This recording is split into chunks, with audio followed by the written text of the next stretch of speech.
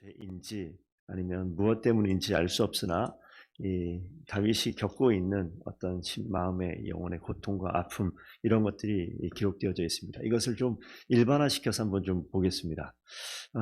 다윗의 구체적인 어떠한 그 간음의 사건이라든지 어떤 죄가 있는데 저와 성도님들도 우리가 이 땅을 하나님의 사람 그리스도인으로 살아가지만 삶의 자리에 어떤 상황에서 빚어진 이런 죄의 문제가 있을 수 있어요. 그것으로 인한 마음의 근심과 어두운 그늘이 있을 수 있습니다. 당연히 그렇죠.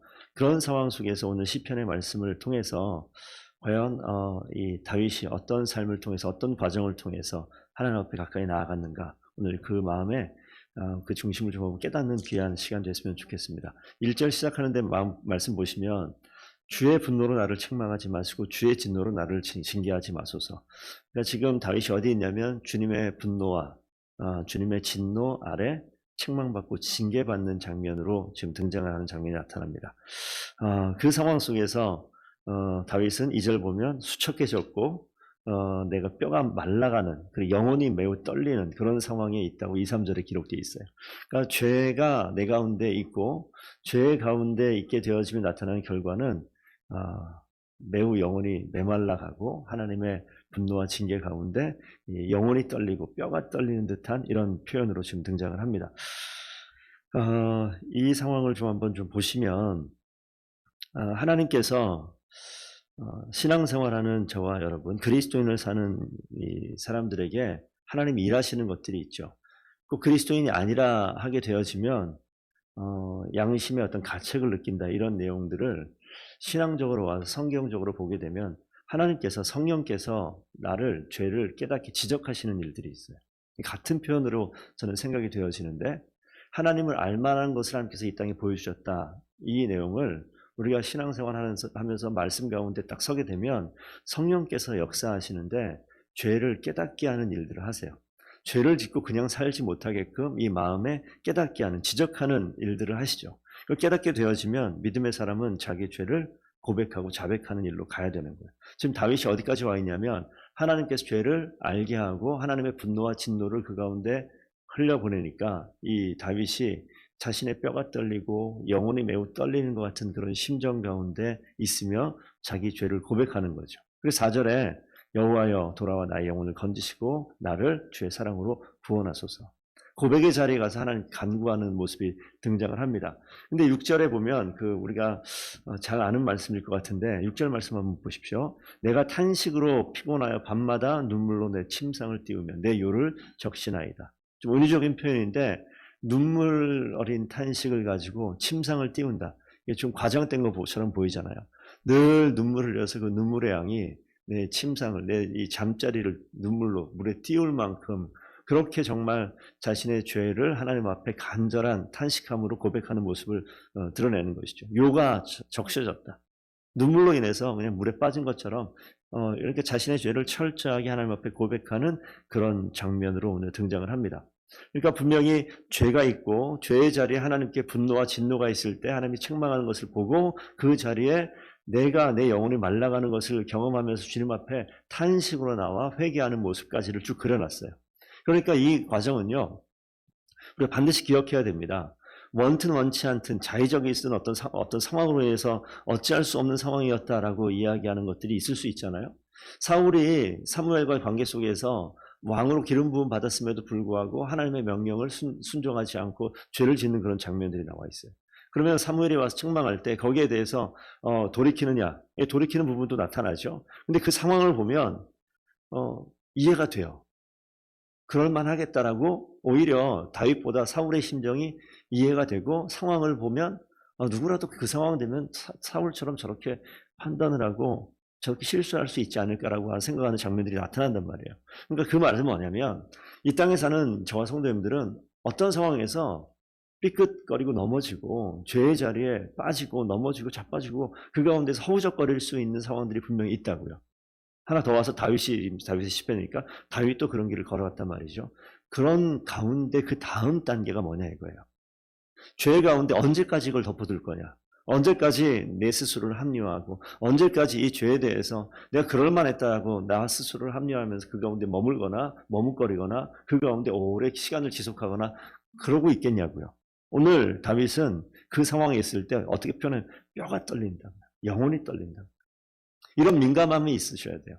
하나님께서 성령께서 우리 마음으로 찾아오셔서 우리 마음 가운데 지적하시고 죄를 깨닫게 할 때 민감하게 반응할 수 있는, 그래서 그 민감한 반응이 뭐냐면 하나님 앞에 자백하는 거예요. 고백하는 거예요. 눈물을 가지고 간절하게 철저하게. 그럴 때 하나님께서 그 마음 가운데 일하시고 역사하시고 뭐합니까? 힘을 주세요. 그래서 8절 보면 갑자기 담대한 모습으로 변하기 시작하는 근거가 나타나는데 여호와께서 내 울음소리를 들으셨도다. 하나님 앞에 간절함으로 나타날 때 하나님께서는 여러 가지 방법으로 우리의 마음의 간절한 회개, 자백의, 고백의 그 시간에 역사하셔서 우리의 울음을 들으시고 9절 보니까 내 간구를 들으시고 내 기도를 받으시는 하나님이신 줄로 믿습니다. 우리 요한일서 1장 9절에 만일 우리가 우리 죄를 자백하면 그는 미쁘시고 의로우사 우리 죄를 사하시며 우리를 모든 불의에서 깨끗하게 하실 것이요. 그러니까 이 어떤 불의 가운데 뭐 있느냐 없느냐가 아니라 아예 전제하고 있잖아요. 불의 가운데 있지만 우리가 우리 죄를 자백하면 그는 미쁘시고 의로우사 우리 죄를 깨끗하게 하신다. 그러니까 신실하신 하나님께서는 죄 자백을 기다리고 계세요. 우리가 어떤 존재인지 아신단 말이죠. 그래서 분을 내어도 죄를 품지 말고 죄를 짓지 말고 해가 지도록 분을 품지 말고 마귀에게 틈을 주지 말라. 그러니까 우리가 이 시간이 길어지면요 반드시 마귀에게 틈을 주고 하나님과 거리가 점점 멀어지는 그런 상황이 되어지는 거죠. 그래서 오늘 시편에 이 다윗이 뭐라고 얘기하느냐, 이 탄식으로 마귀에게 틈을 주지 않도록 오히려 하나님께 가까이 가고 내 모든 죄악을 자백하고 고백할 때 원수들이 부끄러움을 당하게 한다. 이 표현을 한번 잘 보세요. 내 기도를 들으시고 내 간구를 받으시고 그 뒤에 보니까 원수들이 부끄러움을 당한다. 나는 여기 있는데 원수들은 가까이 와 있다가 원수들이 부끄러움을 당하게 하는 누군가가 있잖아요. 이 표현을 누가 하시는 겁니까? 하나님이 그들을 부끄럽게 하시는 거예요. 내가 하는 것은 죄의 고백이고 하나님이 하는 것은 원수들과 싸움은 하나님께 속해 있습니다. 하나님이 이를 감당하는 거예요. 근데 우리 가장 큰 실수가 뭐냐면 원수와도 같은 일들이 사람이 아니면 상황이 다가오게 되면 내가 싸우려고 그래요. 내가 원수와 맞서서 맞짱을 뜨려고 하는데 아니요. 이 싸움은 나는 뭘 먼저 해야 되냐면 죄에 대한 고백을 철저히 하나님 앞에 먼저 할 때 주님께서 나와서 원수와 싸우시고 그들을 부끄러움 당하게 만드시는 줄로 믿습니다. 그러니까 역할이 달라요. 역할이. 원수와 맞짱 뜨면요. 내가 항상 패배하고 나는 왜 이 모양이고 나는 왜 이 분노해서 이걸 못 참아내고 이랬을까? 이 모습으로 가는 거죠. 그럼 계속 거기에 빠져 있는 거예요. 그래서 10절 말씀 두 번째 줄에 저는 이 한마디가 아주 강력하게 왔는데 원수들이 부끄러움을 당하고 심히 떨미며 그 단어 뭐라고 써있죠? 갑자기 부끄러워 물러가려다. 아니 이게 언제 없어져? 그런데 어떻게 해요? 갑자기 물러가는다. 갑자기 물러간다. 저 이게 너무 강력했어요. 갑자기 물러간다. 하나님께서 개입하시면 모든 상황이 갑자기 반전되어지는 놀라운 역사가 나타날 줄로 믿습니다. 이 갑자기 나타나는 하나님의 은혜는 우리에게 누구에게나 있어요. 그래서 하나님은 자기의 자녀들을 기꺼이 용서하시죠.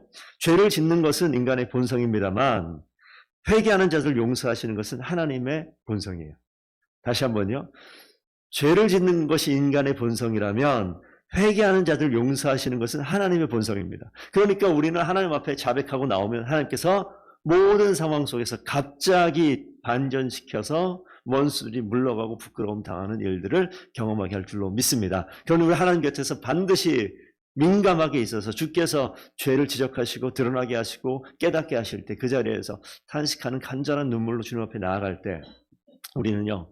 그 자리에 있을 때 하나님께서 갑자기 이 모든 상황을 반전시키셔서 항상 신실하게 용서하시는 하나님의 성품으로 우리를 안아주시고 우리 인생 가운데 또 새 길을 걸어갈 수 있도록 만드신 하나님이 저와 성도님들의 아버지 되십니다. 그분을 의지하며 또 하루 승리하는 귀한 날 되기를 축복드립니다. 기도하겠습니다. 아버지 하나님 감사합니다. 하나님 앞에 항상 민감하게 정결하게 신실한 하나님의 거룩한 주의 백성 될 수 있도록 주님 축복하여 주시옵소서. 아버지 하나님 주님께서 거룩하니 너희도 거룩하라 하신 귀한 말씀을 기억하며 아버지 하나님 거룩한 하나님의 성품 닮아 이 땅을 살아가길 원합니다.